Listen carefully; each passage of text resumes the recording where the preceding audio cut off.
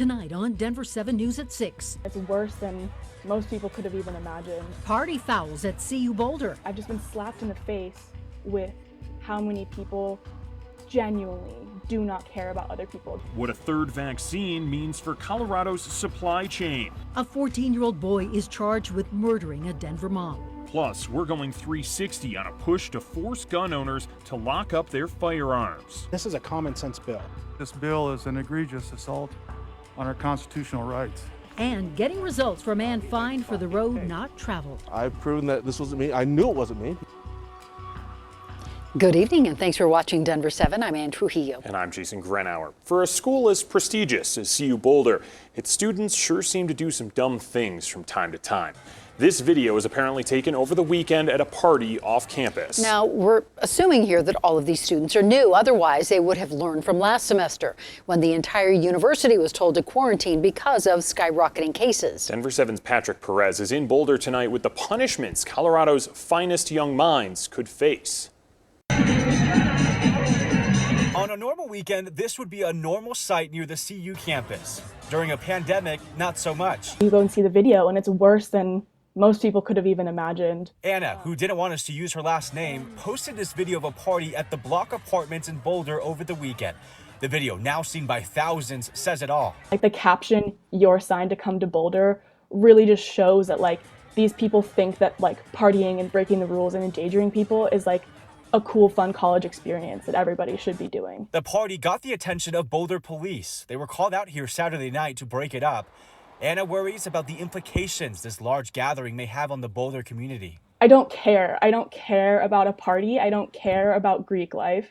I care about the people whose lives have been destroyed and who continue to be destroyed for selfish people to continue to party. You may not find it surprising that Anna has gotten multiple comments on social media from people calling her a snitch, criticizing her for posting this video. She says she doesn't really want to get anyone into serious trouble, but she just wants to bring attention to what she says is a common problem in college towns around the country. I've just been slapped in the face with how many people genuinely do not care about other people. 14th Street, where the apartment building is located, has been a problem spot during the pandemic. In October, the city of Boulder issued a mandatory 2-week quarantine for 4 properties on the street for parties like this one. The city says most were associated with fraternities. CU Boulder is aware of this video. A spokesperson says any student caught violating a public health order won't be allowed on campus for 2 weeks and could face suspension. I don't know how to convince people to care about people. For some, this still seems to be asking a lot. In Boulder, I'm Patrick Perez, Denver 7. Now, Boulder County is issuing second notices to the property owners and tenants. And if this happens again, the agency may seek a court order to have people evicted until the COVID-19 disaster declarations end. Our Lady of Lourdes Catholic School was among 7 Denver locations cited for COVID violations last week. The city says teachers were wearing their masks below their chins. Several students were apparently without face coverings as well. Mount Fuji Hibachi was cited twice for operating above capacity, and La Pachanga got a ticket because people were dancing. Colorado expects to receive 45,000 doses of the Johnson & Johnson vaccine this week. It's unclear how many they'll receive going forward. As of this past weekend, J&J had 4 million shots on hand for the entire country. The state health department also revealed that every nursing home in the state has been provided with the vaccine. 88% of residents and 66% of staff opted in. 38% of all COVID-caused deaths in our state occurred in long-term care facilities. Overland High School was closed today following the death of the principal, Alicia Armour. Armour passed away over the weekend from what Cherry Creek superintendent labeled as natural causes. State Representative Iman Joda remembered her as a young, powerful, brilliant black woman. Congressman Jason Crow said she left an indelible mark on the entire Overland community. A 14-year-old boy has been charged in the murder of Pamela Cabriales.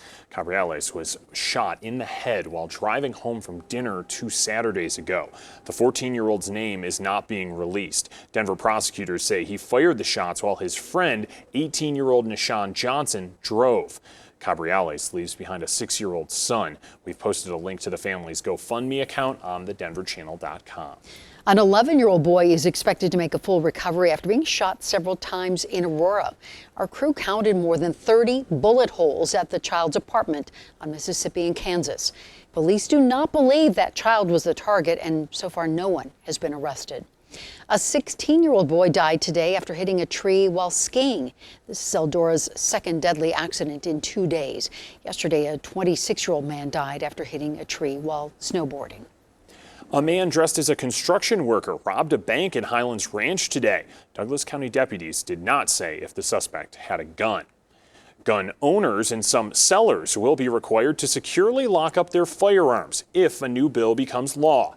Denver7's Russell Haythorne heard from the people trying to make it happen, as well as the ones pushing back for tonight's 360. You'll put in your code in here, and then you'll push that button and take it off. As State Representative Monica Duran sees it, gun locks just make sense. This is about accident prevention, and this is about saving lives. House Bill 1106 will ensure that we have a definition of what safe storage of a firearm is in Colorado. She and Representative Kyle Mullica are introducing a new bill that, if passed, would require gun owners in Colorado to lock up their weapons at home. Obviously, storing it in a safe would count as safe storage. A trigger lock, a cable lock counts as safe storage.